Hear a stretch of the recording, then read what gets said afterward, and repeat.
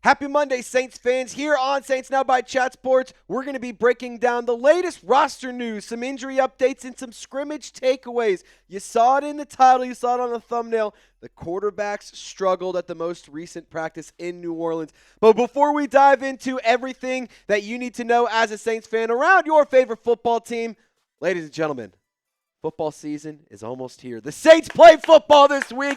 So if you're fired up to see the black and gold take the field, if you're fired up for the new generation, the next era, and a brand new looking New Orleans Saints football team, hit the thumbs up icon, like this video. Let's get the good vibes rolling so that way the good vibes can be flowing on the field.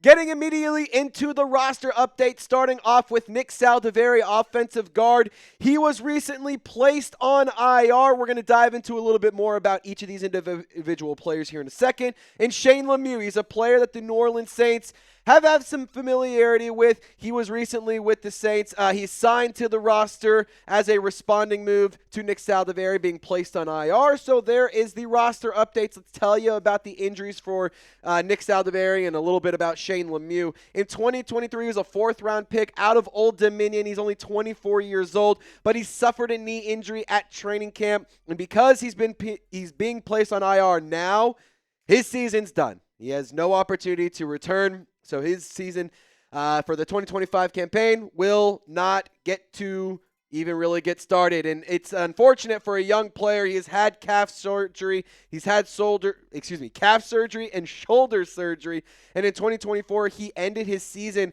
with a knee injury. He hurt his calf during training camp last year. This guy is very, very beat up, been dealing with injuries a lot. He's only played in 15 out of 34 total games. So for Nick Saldiveri, unfortunately for him, he is on IR. But the responding move, like we said, Shane Lemieux, he is a player that the New Orleans Saints had last year. They went 1-5 in games when Lemieux filled in. He actually, unfortunately, had the second lowest PFF grade across the entire Saints offensive line with a 51.1 overall grade.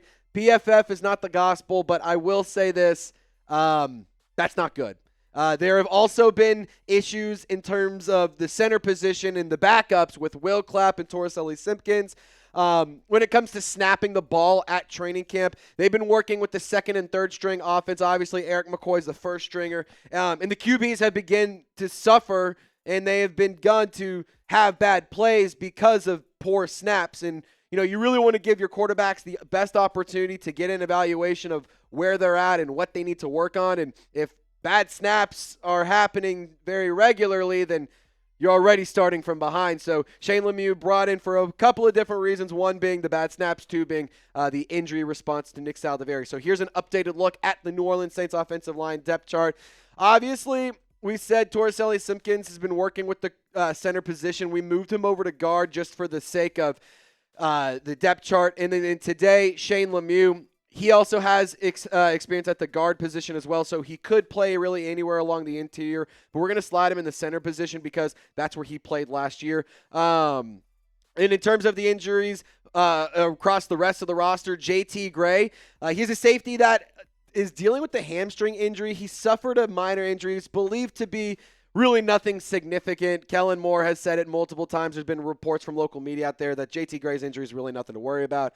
His status is week to week. He was the only player completely held out of practice on day 10 of training camp, where pretty much the entirety was a scrimmage and they were live calling plays and whatnot. So JT Gray, the only player who did not have any sort of participation with that. Other injuries across the roster as well, but really nothing too concerning. The biggest one, Juwan Johnson, his status was that he was limited at practice most recently. He did get some work with the scrimmage, but not a ton.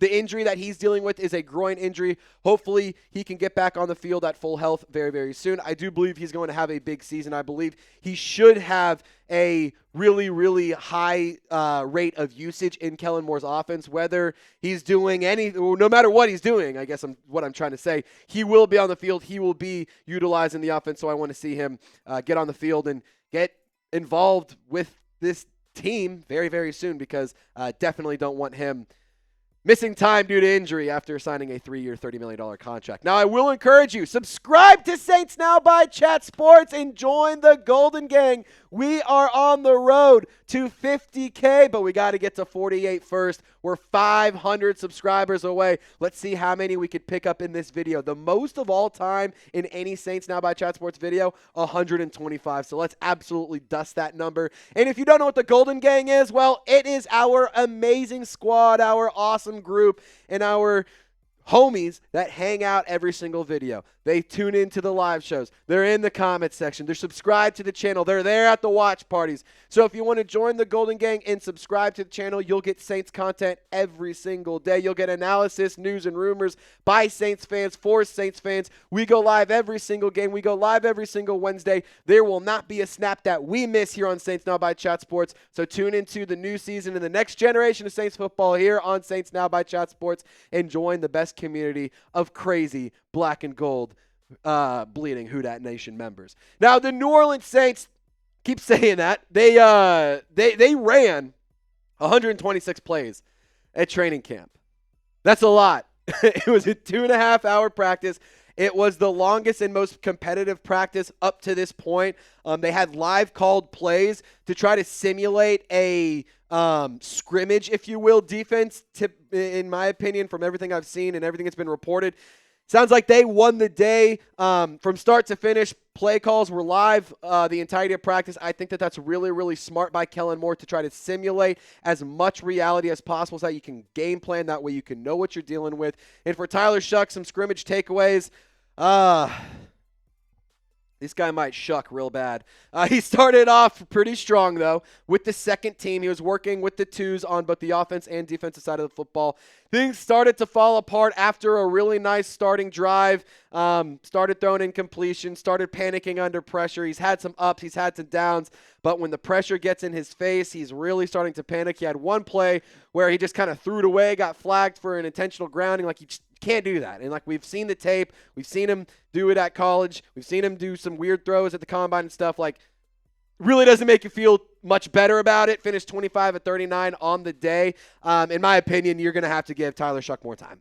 You are going to need to give him more opportunities to develop. And this was, for what it's worth, always what was going to happen with Tyler Shough. Like, I don't want to get it twisted. I want to make sure you understand, for Tyler Shough, he was never going to be this absolutely dominant, 100% pro-ready, Joe Burrow, Trevor Lawrence type player. That's not it.